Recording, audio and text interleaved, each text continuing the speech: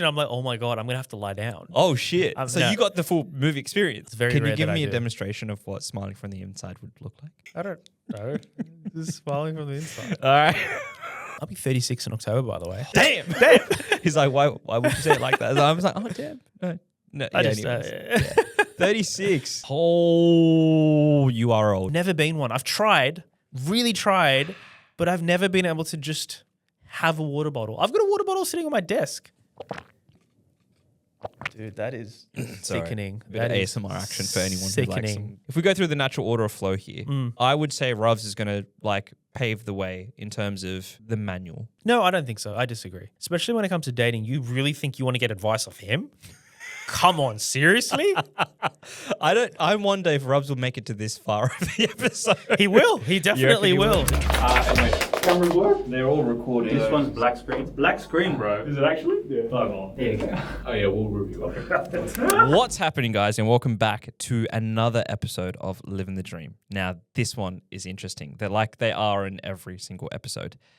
But you might notice that Ruvs isn't here, and unfortunately the bloke is unwell, which means I have the lovely privilege, the honor to ask Deep some personal questions. He's got a lovely fan base of listeners that he brings to the pod every single week, and I'm sure they are dying to know some certain questions. I'm sure they are itching to see how Deeps thinks in certain scenarios, in which case I use this beautiful hour that we have to get deep with Deeps.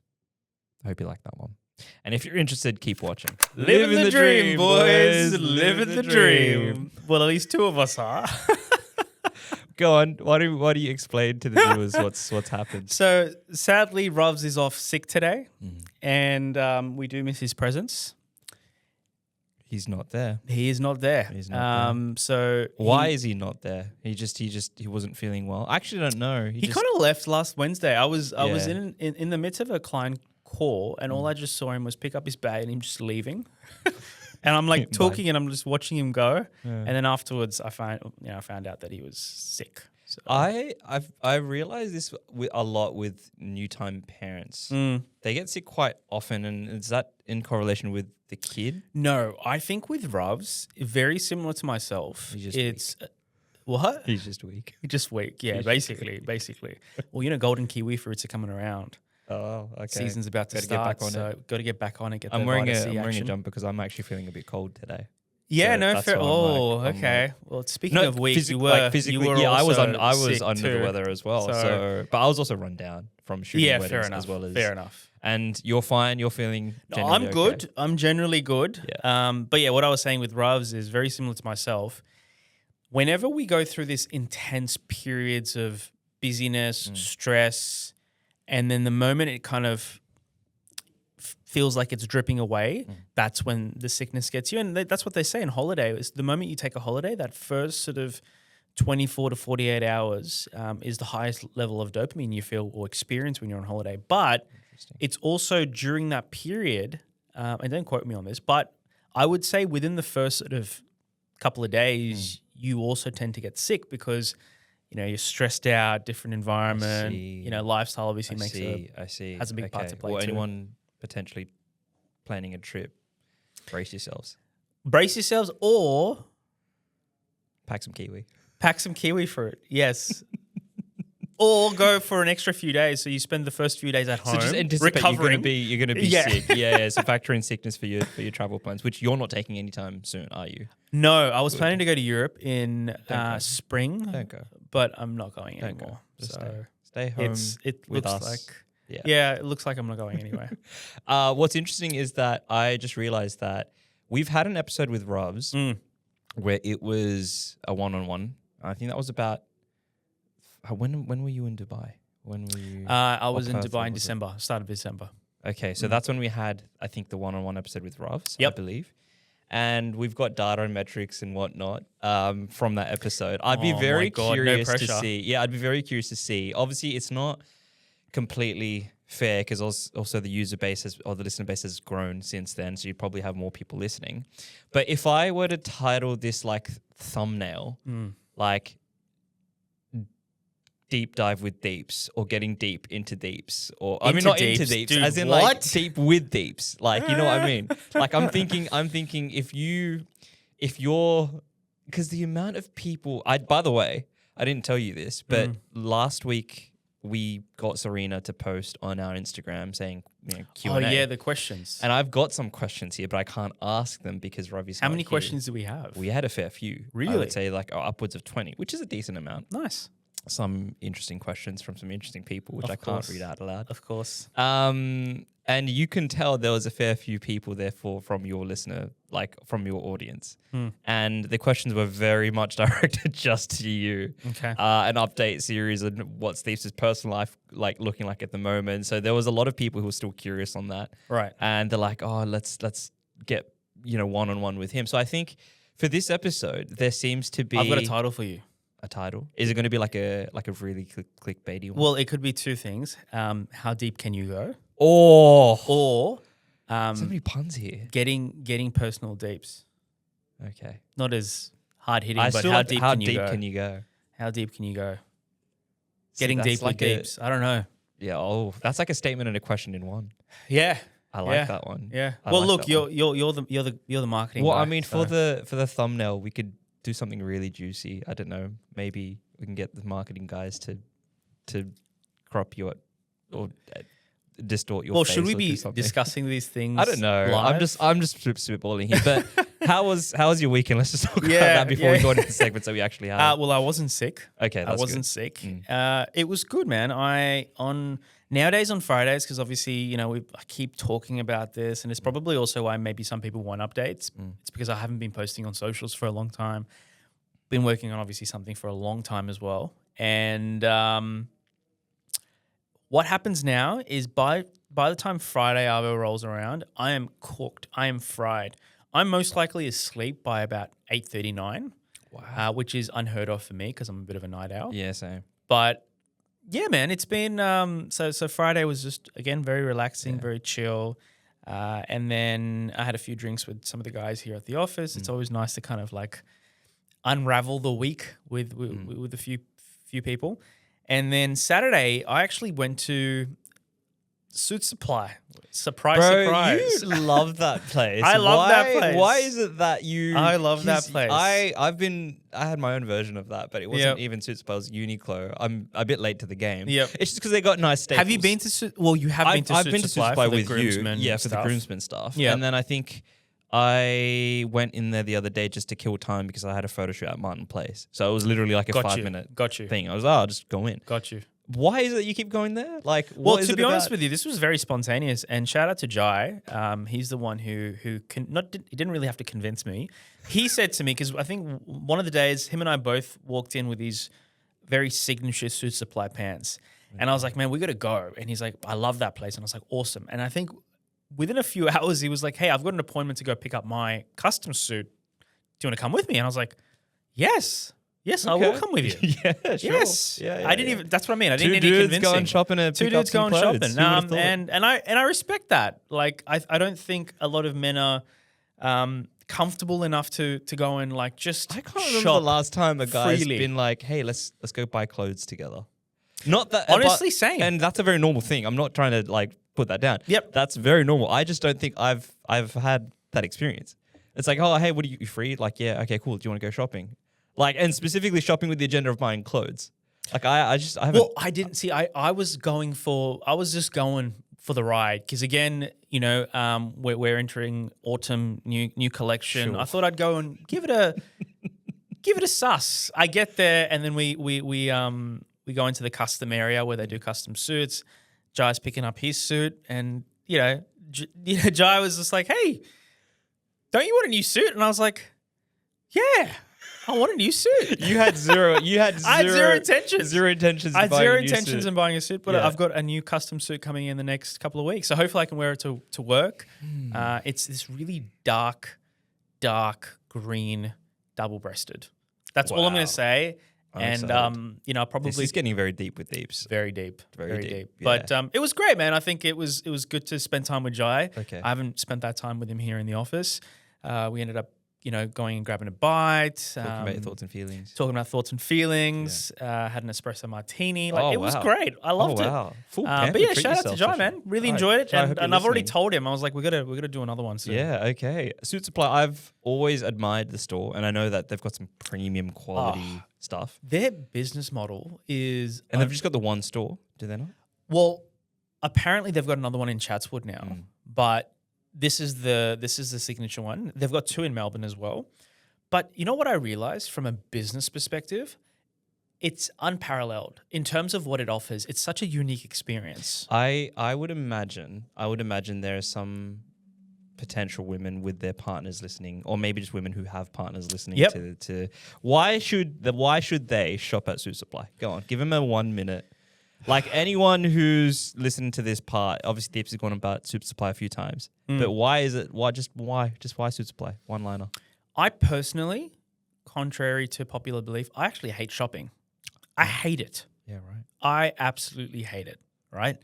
And I find when you go there, you have a very unique and custom experience because you get a stylist. So you can't just walk into that store and expect to browse around. You have to book an appointment. And again, you can walk in and book an appointment in that moment, but you have a stylist with you. And that stylist basically walks you through the entire store, asks you, what you're after. And the benefit there is because this is where, that's what I'm saying. It's such a unique business model as well as an experience because their stylists get trained up. Some of them even go across to Europe, to the headquarters there to learn the art of suit making, the art of material. So for me, for someone that enjoys fashion, also has a bit of an eye for it, I still find it an amazing experience to just go and just absorb. So yeah, for anyone that's listening that doesn't like shopping, men or women that have boyfriends or husbands that don't like it, take them to Suit Supply and get dressed. This is now my 9th or 10th year in wedding photography, and every time I shoot a reception, congratulations, by the way. Thank you. Yep. Every time I shoot a reception, I always look at the groom's clothing, and you can tell the difference. I don't think I say this often to obviously any groom, but like anyone that perhaps knows me knows that I attend a lot of events. But you can generally tell the difference between a suit that is okay, that's versus, made for you. Yeah, it's made for you versus a suit that's just like, oh, okay, just you've pulled something out of the shelf, or yeah, sure, you may have gotten it tailored, which is the bare minimum anyways.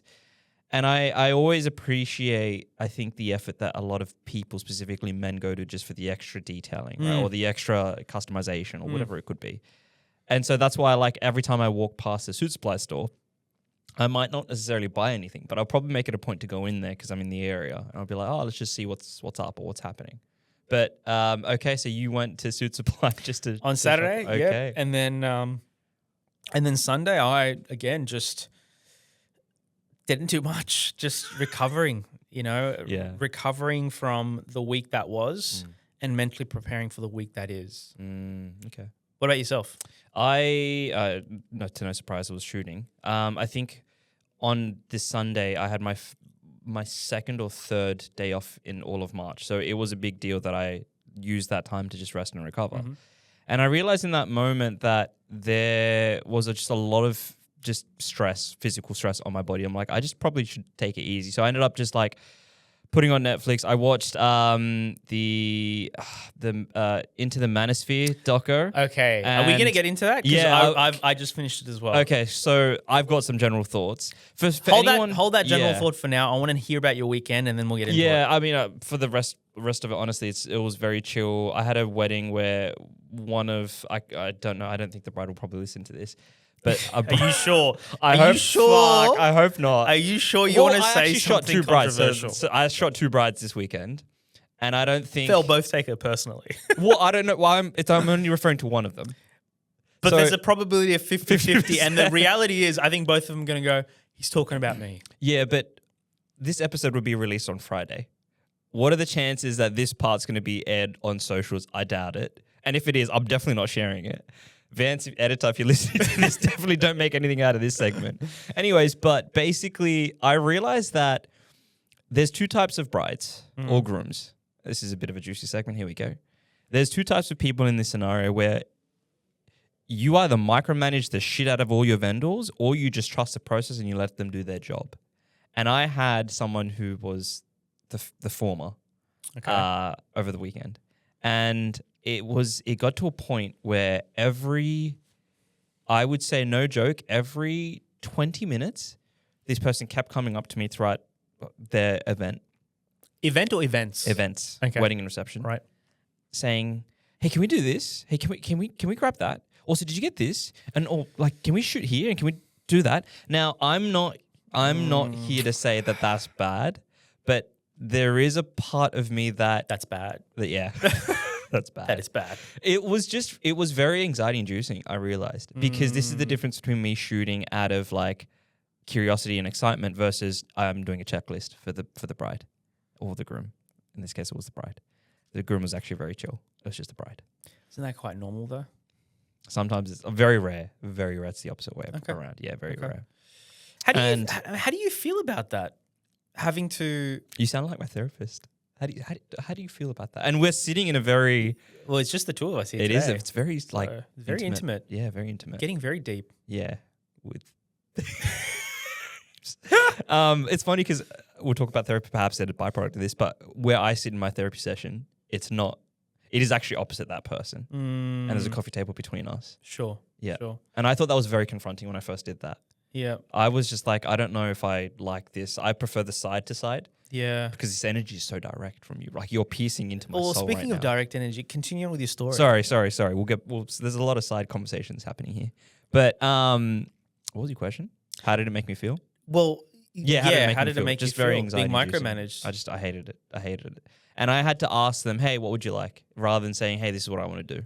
And there's a difference between like me going in there with, creative expression versus like I want you to do this because I like it. And that's normal, by the way. Like people are allowed to tell me what they like, but you should also trust the process that your vendor's going to take care of you. I had just one of those brides. Is this something that you talk about during like your discovery call with What's interesting was like if I knew this person was going to be this way, I wouldn't have taken the gig. And I had when I had the discovery call, I had zero inkling that this was going to be the situation. But then how do you qualify that?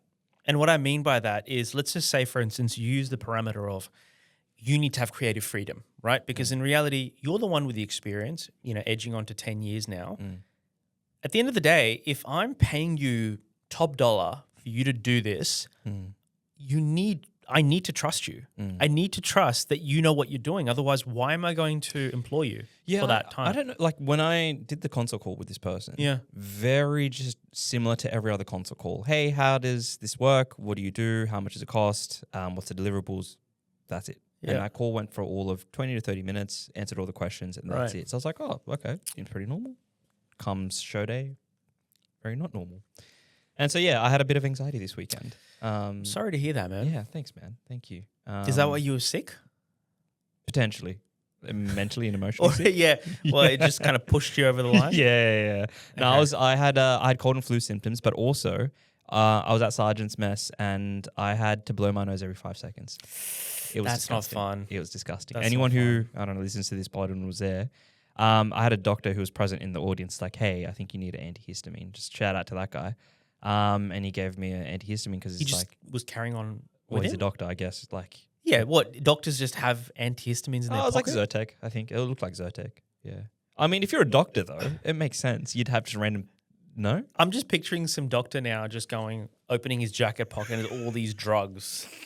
Panadol. I would have the essentials in the car at all times, which is Panadol. Do you?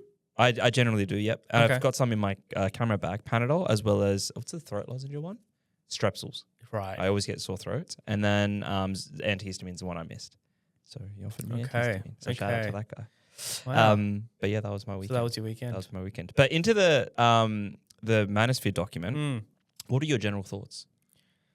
I mean, It was a very intense. it was very intense, but it's about time that they call out the fakies. Yeah, absolutely. And absolutely. the way they sort of maneuver and navigate through life. There's so many contradictions and ironies in the way they live their own lives Give versus what they listeners project. like a little bit of a TLDR on what this actual Into the Manosphere doco was all about. Yeah, for Into the anyone. Manosphere is a doco by, I keep forgetting his name. He's a very famous doco. Louis Theroux? Louis, let's just call him Louis. 'Cause that's the first name. Louis Theroux, I think that's right. Yeah, Theroux, anywho. And he Yeah. tends to do these pieces. What's really interesting is his line of questioning, because He's it never great- really makes you feel like he's actually coming Yeah, at he's you. a very great documentarian. Yep. From what I've seen, and he's made some incredible like episodes on different parts of Yes. of life. Yes.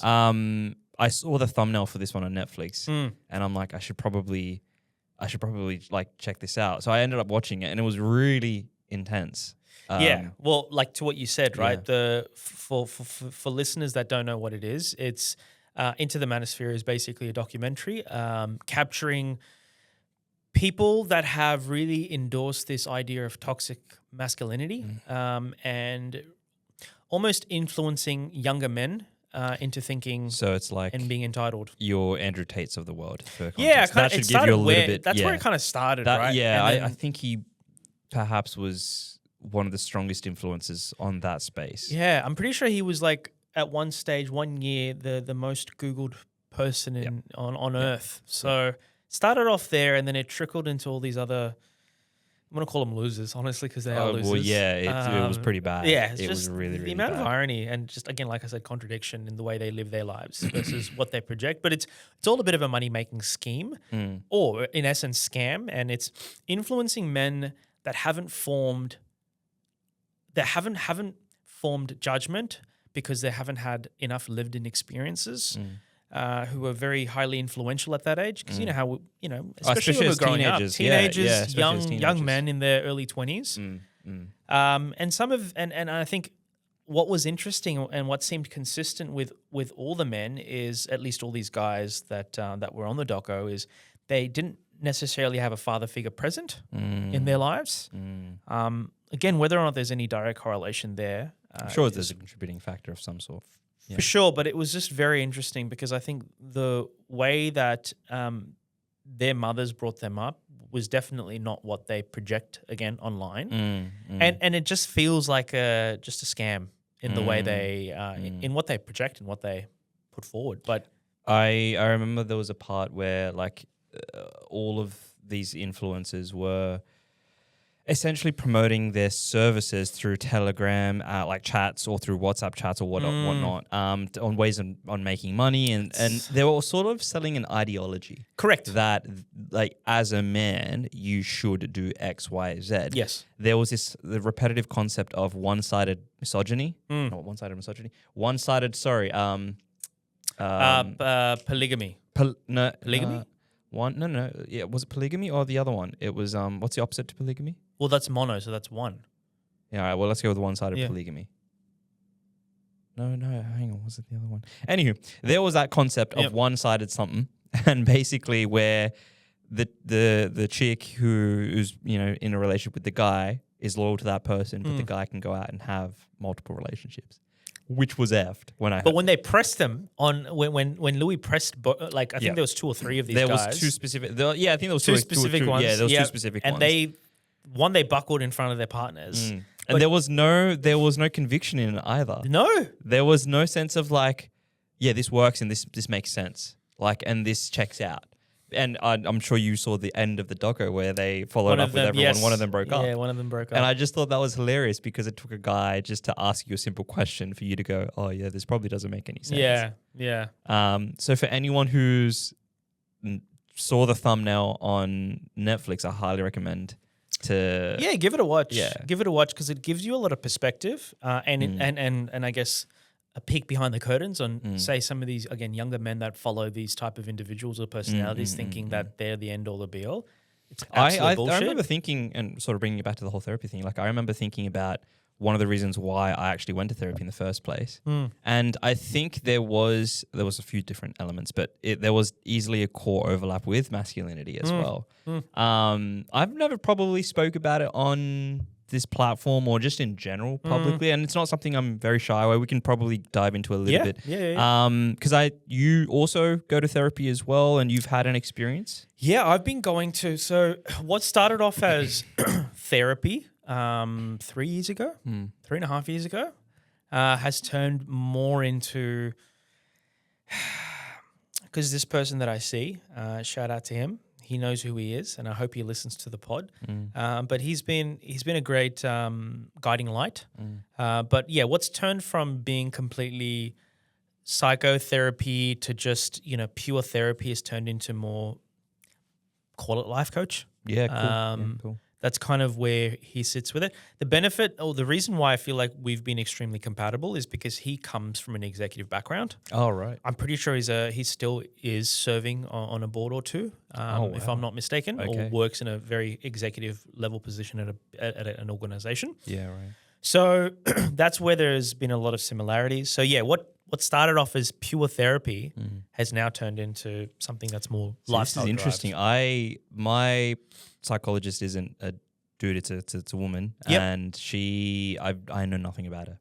I absolutely know nothing about her, and I've been visiting this person for around the same time. I would say 3 years. Yeah. I think we're the same. Yeah, I we're the same. I think we're the same. Yeah. I also had a period of gap in between when I moved to London, but I still did a few telehealth sessions as well.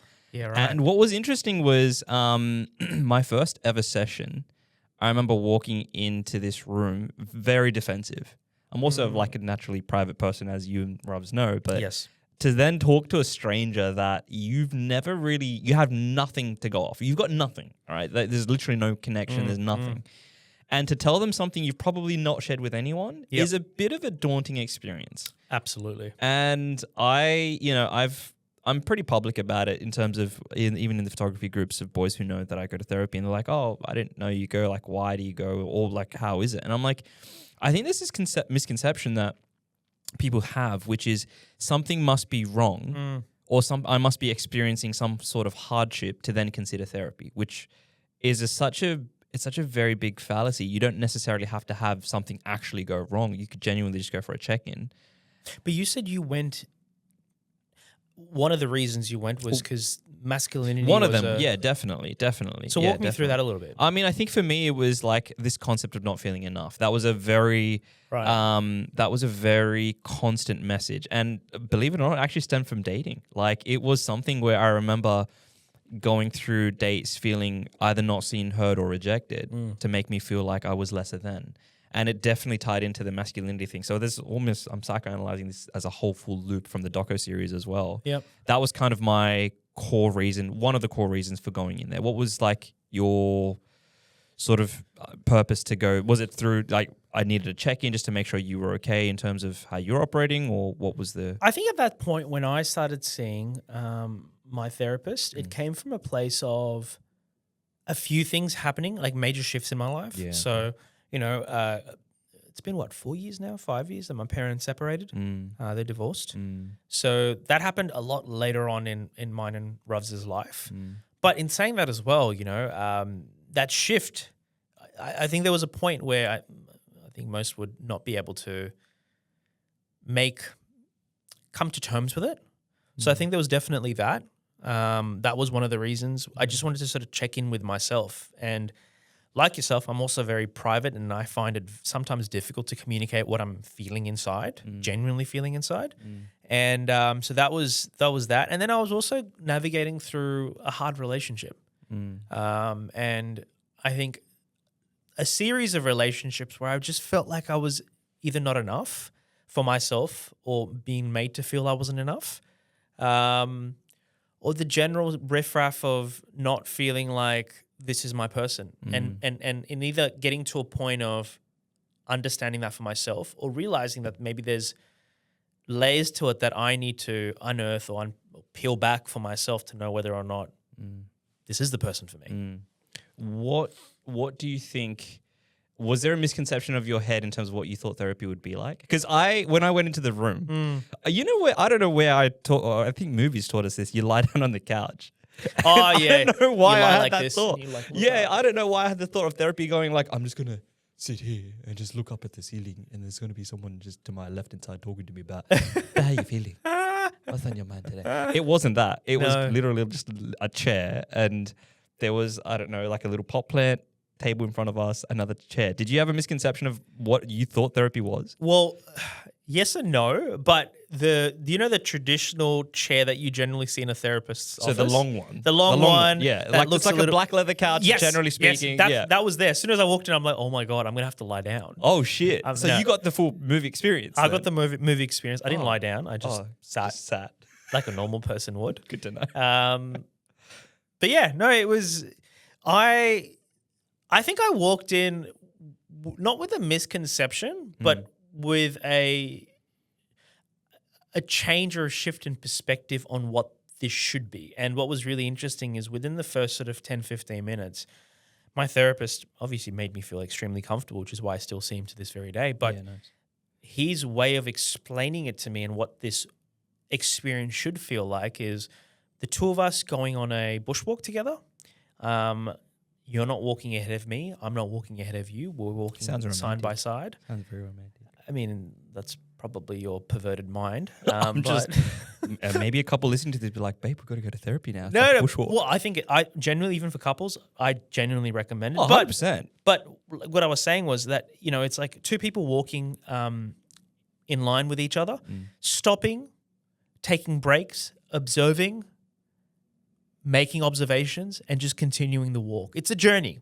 Okay. And I think by doing that, I kind of felt at ease, knowing that I didn't have to have, one, all the answers for myself, because I'm quite aware, but there are definitely blind spots, right? Right. But I didn't feel like I had to just bleh everything out and that Yeah. it's going to come from a place of judgment, which is ironic because therapists aren't meant to judge. They're not supposed to judge. No. No. I think the part that got to me was and I think everyone has different therapy styles. So let me address that. One of the things I didn't realize is how one-sided everything actually is, which is very weird because in social interactions, I'm all about how do I make the other person feel included, and I Yes. want to know about their days and their Yes. life and whatnot. Yep. And that is perhaps one of the best default settings that I think I have, which is I don't want to talk about myself. I want to talk about the other person. Yes. Yet when I go into this room for the last 3 years for 1 hour sessions, I still to this day don't know anything personal about my therapist. And everyone, like I said, has a different therapy style. I don't think they're meant to, by the way. They're not supposed to. Yep. Generally speaking, you're not supposed to, which is interesting because from different people that I've heard from, some people do know certain personal things about their therapist. They're like, oh, cool, you do your boo. I don't know anything about my therapist's personal life, love life, professional life, aside from she's a psychologist, of course. At best, she's writing a PhD. If anything, she's listening to this. Well, shout out to her. And it bothers me so much. It genuinely bothers me. And the reason for that is because I've literally opened my heart to this person and they know some deep, dark shit that I'm like, no one knows about me. And it's just like, I don't know anything about you. And I find it very weird. That's the thought that's running through my head right now. Yeah, no, fair enough. I can see how you'd feel like that. But at the same time, like this hour is for you. You're investing in yourself. That's true. And I think because you're so used to maybe it's people-pleasing tendencies People-pleasing, yeah, where that's you true. feel like you have to make it about them. But I think this is a good reminder to shift your perspective and to think about yourself. That is true. That is true. So anyone listening to this particular part of the episode, thanks for making it this far in terms of listening to this. I reckon the universe... We're getting deep with deeps as if you wouldn't listen. Absolutely. I reckon the universe brought this up for a very particular reason. So if you're considering doing therapy, use this as a sign. Use this as a sign. That two grown men in their 30s, if two grown men in their 30s are going to therapy, that's a good thing. That's a great thing. It's a great thing, and I That's an hope awesome it thing. opens more people to realizing that it doesn't have to be the taboo topic that it has always been in the past, or to suppress. But more than that, it's just like, objectively speaking, you and I are both doing well. When we think of work, business, life, career, all these other aspects of life, like we're doing well. But irrespective of that, that hasn't stopped us from going deeper with deeps, but going deeper into our own way of thinking and challenging it. That to me tells me that complacency doesn't exist in our lives. I think the best metaphor to think about this is, right, like you go to the gym to work out your body. Yes. You can go to the therapy room to work out your mind. Yep. Right? Or just to challenge your ways of thinking. Yep. So yeah, use that for what you will. I like that. That was really, really good. Me That was a too. very vulnerable piece. How do you feel? I feel very good. A little bit uncomfortable because you and I are just looking at each other eye to eye. Which This is very intimate. very intimate. This is insanely. I feel like I have Do to you look do away. you get because I'm just looking at your eyes. I see you. I see into you. Yep. I see into your soul. Mm. Do you get people commenting on your eyes? Like On my everyone- eyes? On your eyes, yeah. And how do you feel receiving that compliment? This is an interesting question. I'm just going off the rails here. Look, I think Like, hey, Beeps, you have really. Let me just get comfortable here and closer. You have really beautiful eyes. I appreciate that. Thank you. Thank you. But like, seriously, do you see your eyes? I see it every day, right? Like I look at my face every day. But do you? It's nice to hear it, but at the same time, They're so beautiful. sorry. All All right, so I trust that that's a compliment you would get every now and then. How do you receive it? Well, it's just for me. I receive it. I take it on. I appreciate it, and I leave it at that. There's nothing more to it for me. Again, been blessed with beautiful eyes from parents. So thank you, mum and dad. But I don't put emphasis on it, and the reason for it, in a large way, and I don't know whether or not we're going to shift into this or go into it. Potentially. But what I will say to you is that more times than not, I have felt like there's been a greater degree of overcompensation to prove myself beyond the way I look. Right. I hate being in certain situations minimized to that because I think there's a lot more depth and substance that I do give. So Do people just treat you like a piece of meat sometimes? No, it's not that. It's not that. It just I think it's very it's easy for people to just go and have something to say about that. There's more beneath the surface, is what you're trying to say. I mean, there's always been more beneath the surface, but at People don't face look at value, that. They people just look at take your what face. they. And your eyes. Yeah. This is why I should This never is become so This is why I should never become a psychologist. This is. I don't think you can. I don't think you should. I got told once that I could, but I clearly can't. No, I you can't. clearly If this is can't. how you're talking to me, I could only Obviously, imagine what you speak you're to a other mate, people which about. probably shouldn't be the first case. I wouldn't therapize it. Therapize? I don't think that's a word, mate. No, therapize. I'm going to Therapize. I don't think that's a word. Therapize. Therapize. Screw you, it's a word. It's a word? I wouldn't therapize a mate. I would only therapize a stranger. But moving back to where we were at. Yeah, look, again, very grateful, but for me, especially as I'm getting older, I'll be 36 in October, by the way. Oh, you are old. I am old. Like, I knew you were older than me, but I'm old. anything getting there. before 35, I'm like, Yeah. you're on the other side I'm now. getting, I can Oh see my the other God. side now. So Oh my God. I think as I've gotten older, it's been less about that. Oh my God. Shut up. Sorry, because I was having this realization with myself as well. I'm like, I'm now 32 this year. God damn. You see that meme from Kevin Hart? yeah. Damn. He's like, why would you say it like that? And I was like, oh, damn. No, I yeah, just, anyways. 36. Holy shit.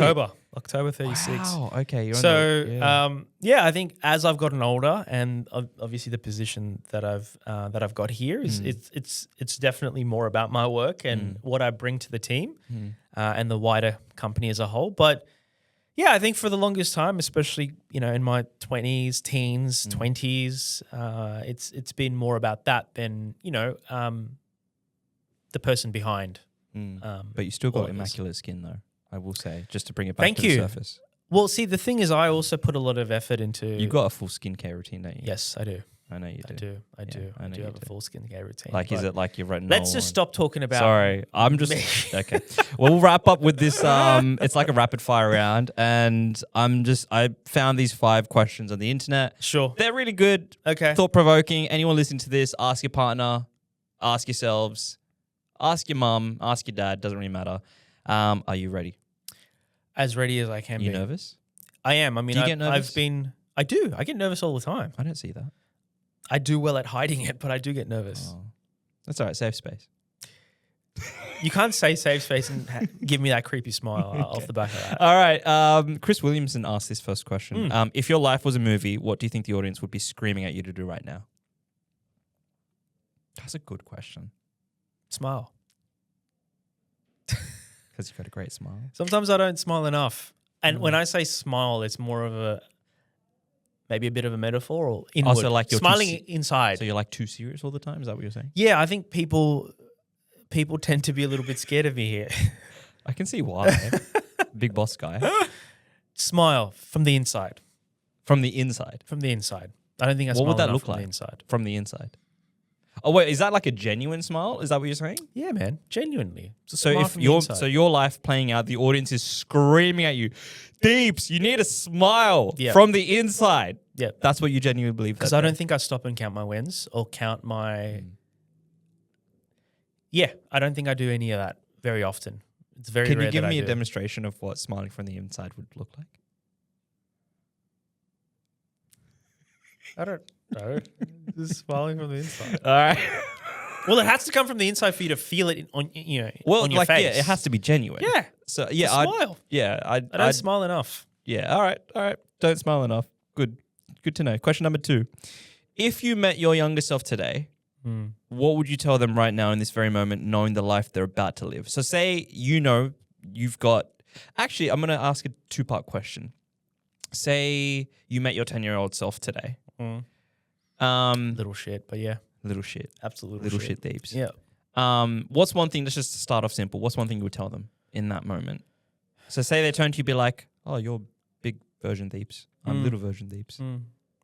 What's one thing you could say to them? Keep doing you, man. You do you, boo-boo. You do you.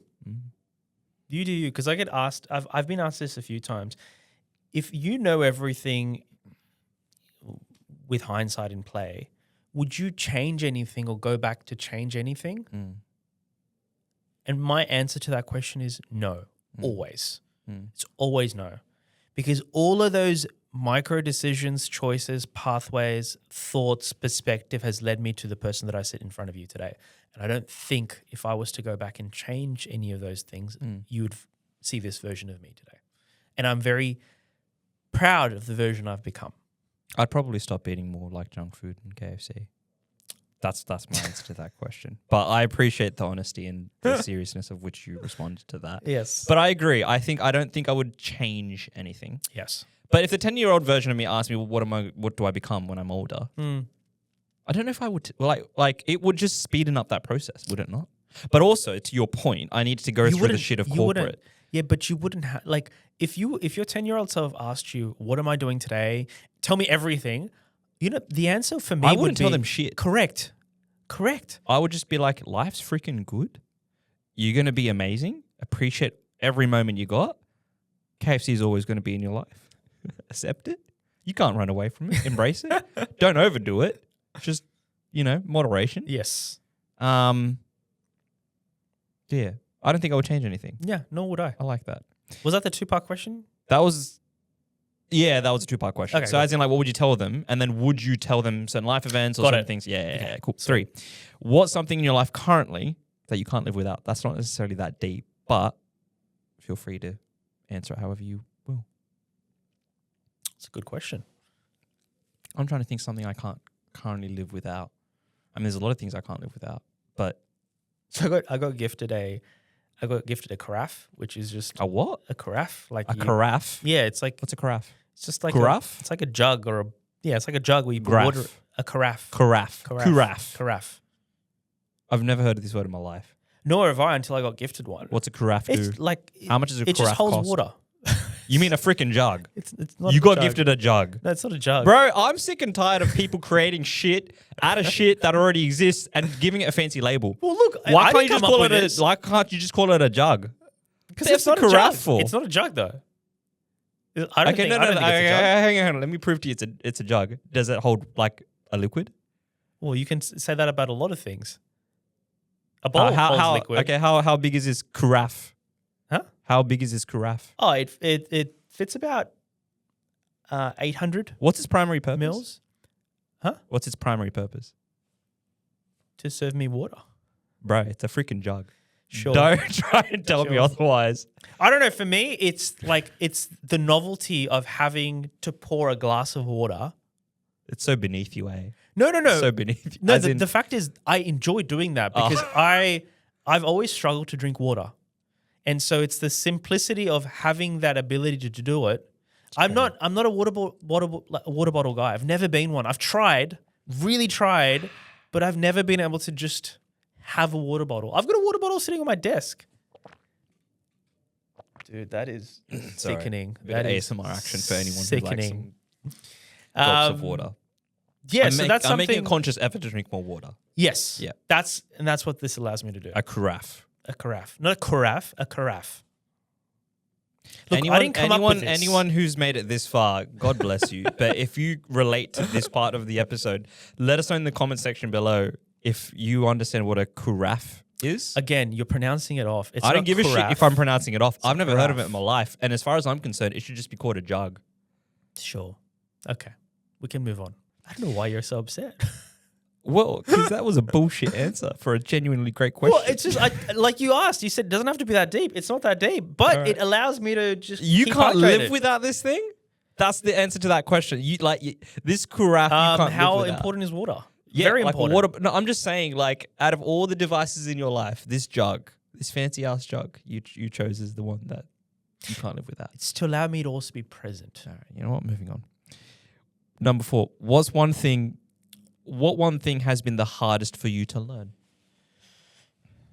Hardest for me to learn. That a carafe is a jug. How to overcome self-doubt. Oh, is that like your imposter syndrome types? Not imposter syndrome. I think imposter syndrome's different to self-doubt. I've been one to doubt things. I think imposter syndrome comes from a place of not feeling comfortable in who you are or who you're becoming. Right. But self-doubt is something that I've always struggled with. I feel like I've again, it's like I've had to prove it to others, but also prove to myself who I am and what I can actually do. But that's been the hardest turning point for me to come to terms with that ideology of self-doubt. So yeah, overcoming it. And I think I'm getting much better at it now. You? What's been the hardest thing for me to learn? I think I've realized. I know I have challenges with anxiety. Right? I'm an anxious person. And I think of recent, I've come to the realization and conclusion that there perhaps might not be a solution for anxiety. For instance, there are ways to manage it, but that doesn't necessarily mean that your anxiety is like poof, gone. I remember listening to this on a podcast recently, and there was a metaphor that was expressed like, you know, if you can picture anxiety like a rock, and you keep the rock in your pocket. At first, you'll probably realize that rock is really heavy, and then that rock, you know, it's always constantly there, and it's not that over a period of time, you get stronger or something. You just realize that your coping with that rock just becomes easier because you're just used to it now, and it's now about going that rock will perhaps always be present. You just get better at managing it. It's a sort of an odd metaphor. And I think one thing that's been the hardest for me to learn is that I get frustrated that the anxiety doesn't go away, rather than understanding that, no, it might always just be there. I just have tools, like techniques to manage it. And I think that's something that I've really recently realized. Okay. Yeah. That's good, man. Thanks, man. Proud of you. Thank you. Last question. It's a juicy one. What's the best dating advice you would give to your child when they go on their very first date? I mean, I've thought about this.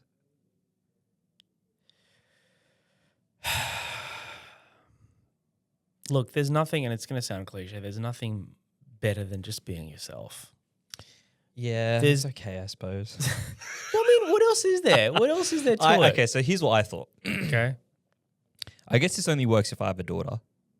Potentially. Actually, no, if I have a son. It doesn't Okay. matter because equality, and if you want to be gay or straight, doesn't really matter. There's no difference here. But I've always... It's not if you want to, it's you are or you're whatever. not. Yeah, you are, you're not. Yeah. True. Unless it's a choice in 10 years' time. I don't know. Who knows? 15 years' time. I don't know. Anywho, back to the actual question. I thought that whenever I have a son or a daughter who's ready to start dating, I would like to take them out like on a date just to explain to them this is what the standard for what a date could be. And what I mean by that is going, hey, these are the things that I would look out for. These are things that I've learned over a period of time. And, you know, we're talking about nice things like chivalry and just general act of kindness and respect and barriers and boundaries and like the things that perhaps maybe school doesn't teach you as much when it comes to dating, I suppose. I mean, yeah, they don't teach you anything about dating. No, they really don't. But just, you know, a bit more on that sort of lens. So I thought, you know, if I had, say if I had a daughter, right? And say they're perhaps interested in dating or they're about to date, I'd be like, cool, I'm going to take you on your first date. And I'm going to give you my example of what I think a good date could be. Now, that could be dated with time because perhaps a version of a good date could change generation to generation, right? But the essence of how two humans connect never changes. It's timeless. I like that. Right? I like that. I can see where you're going with this. Like, do you get what I'm trying to do there? I get what you're trying to do, Do you but disagree with it? I disagree with it completely. Okay. Well, how would you? Because there's something beautiful in experiencing things for yourself.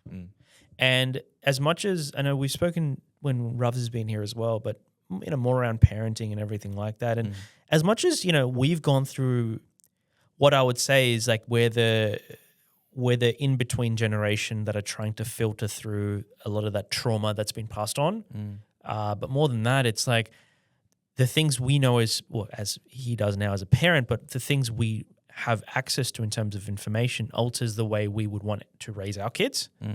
And I think the beauty of that as well is we know what's good for them, but they need to know what's good for them themselves, and they need to go and walk that journey as well. It's kind of like, yeah, you just got to put the reps in yourself. Like you got to put the reps in, Yeah, and that's you could valid. be that, you know, self-reflection piece for them where they go and have a date, and you sit them and ask how them. cool would it be that your kid goes to you like, oh, dad, like I just came back from this first date. Yeah. Because I didn't really have that with my folks. Like I didn't. I mean, nor did I. I don't think many South Asian people growing up, or just kids in general, had that with their parents. And if you did, you're perhaps an outlier.